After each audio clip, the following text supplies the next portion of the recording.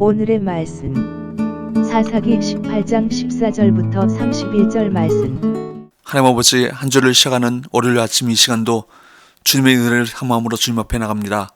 이 시간에도 우리 모두에게 말씀을 통해 하나님의 음성을 들려주옵소서. 예수님의 이름으로 기도합나이다. 아멘. 할렐루야. 성경의 성도 여러분, 오늘도 하나님의 은혜와 평강이 가득한 하루가 되시길 축복합니다. 오늘 우리에게 주시는 하나님의 말씀은 사사기 18장 14절에서 31절 말씀입니다.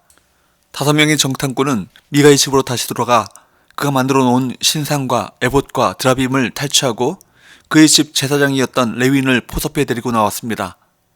이 사건 속에는 입으로는 하나님을 인정하지만 삶에서는 하나님을 거역하는 타락한 신앙인들의 모습이 잘 나타나 있습니다.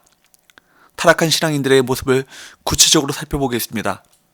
14절, 전에 라이스 땅을 정탐하러 갔던 5사람이 그 형제들에게 말하여 이르되 이 집에 에봇과 드라빔과 새긴 신상과 부어 만든 신상이 있는 줄을 너희가 아느냐?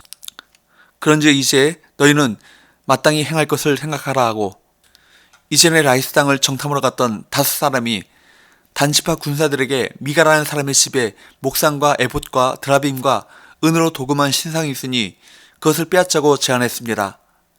15절에 보면 단 자손은 그 말을 듣고 라이스로 가다가 레위인 청년이 있는 미가의 집으로 향했습니다. 그리고 5사람이 레위인 청년에게 안부를 물었습니다. 16절을 보면 그때 단 자손 600명은 무기를 지니고 문 입구에 있었습니다. 무언의 협박인 셈입니다.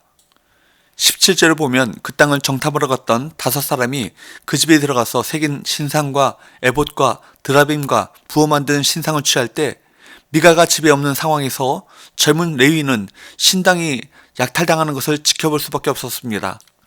무장한 600명의 군인이 문 입구에 서 있었기 때문입니다. 단지파는 하나님이 아니라 사람이 만든 우상을 힘으로 차지하려고 했습니다. 성공을 위해 수단과 방법을 가리지 않고 우상을 손에 넣으려 했던 것입니다. 영적 무지는 심각한 오류를 낳습니다.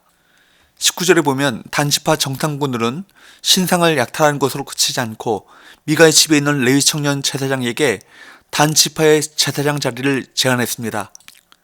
한 집안의 제사장으로 있는 것보다 한 지파의 제사장이 되는 것이 당연히 더 좋지 않겠느냐고 회유한 것입니다. 그러자 20절을 보면 이 젊은 레위는 기뻐하면서 미가의 우상들을 가지고 그들을 따라갔습니다. 여러분, 이 모습은 성공주의 목회자의 자화상을 보는 것 같습니다. 그러나 진정한 성공은 무엇이겠습니까? 세상에서 잘 되는 것보다 하나님이 기뻐하시는 자로 사는 것이 진정한 성공인 것입니다. 21절, 22절을 보면 미가는 이웃들을 불러 모아 추격에 나섰습니다. 단 사람들은 어린 아이들과 가축을 앞세우고 갔기에 금방 따라잡혔습니다. 23절을 보면 단지파 사람들은 왜 쫓아왔느냐라고 뻔뻔하게 반응했습니다. 24절에서 미가는 내가 만든 신들을 다 훔쳐가 놓고 무슨 일이냐고 묻는 것이냐라고 항의했습니다. 이 말은 우상숭배의 어리석음을 그대로 드러냅니다. 그가 만든 신상들은 자신을 보호할 수 없어 끌려가고 있습니다. 사람들은 우상이 자신을 구해주리라고 기대하지만 우상은 아무것도 아닙니다. 25절에서 단지파 사람들은 조용히 돌아가라, 그렇지 않으면 다 죽일 것이다 라고 협박했습니다. 26절에 보면 미가는 그들을 이길 수 없음을 깨닫고 말없이 돌아갔습니다. 미가는 우상들도 빼앗기고 제사장에게도 배신을 당했습니다. 미가는 레위 사람을 제사장으로 오셨으니 복을 받을 것이라 기대했지만 그에게 임한 것은 제사몰수와 배신이라는 하나님의 심판이었습니다.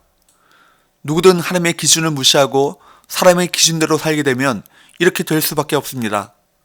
27절에 보면 단 자손은 라이스에 이르러 주저하지 않고 칼날을 치고 성읍을 불살랐습니다.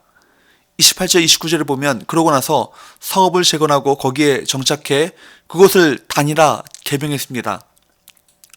더 충격적인 일은 30절을 보면 그들이 자기들을 위하여 그 새긴 신상을 세웠다는 것과 또한 제사장이 된 그 젊은 레위인은 다름 아닌 모세의 손자이자 게르솜의 아들인 요나단이라는 것입니다. 10계명을 전해준 모세의 친손자가 제1계명을 어기는 아이러니한 상황을 보게 되는 것입니다.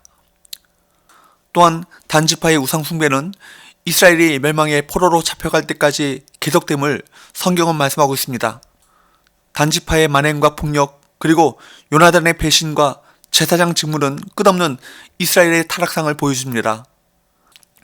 31절을 보면 그들은 하나님의 집이 실로에 있는 동안 미가가 만든 우상을 그대로 두고 섬겼습니다.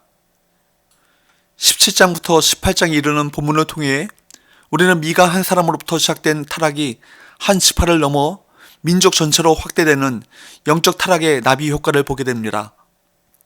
본문을 보면 하나님을 떠나 자기 이익을 위해 배신과 폭력을 일삼는 기회주의자들이 얼마나 가득합니까? 잘못된 길로 들어섰을 때 빨리 깨닫고 바른 길로 돌아와야 합니다. 그렇지 않으면 탐욕이 우리를 더 깊은 나락으로 떨어뜨릴 것입니다. 사랑하는 여러분, 미가는 자기가 만든 우상이 복을 줄 것이라 기대했습니다. 그러나 하나님 안에 거할 때만이 참된 행복과 참된 성공을 누리는 것입니다. 그러므로 우리가 의지하는 세속의 우상들을 버리고 오직 하나님만 의지해야 합니다.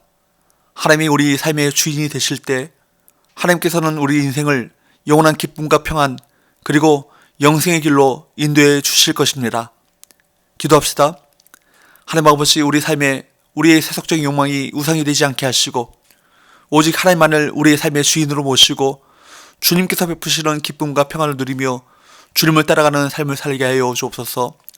예수님 이름으로 기도합나이다. 아멘.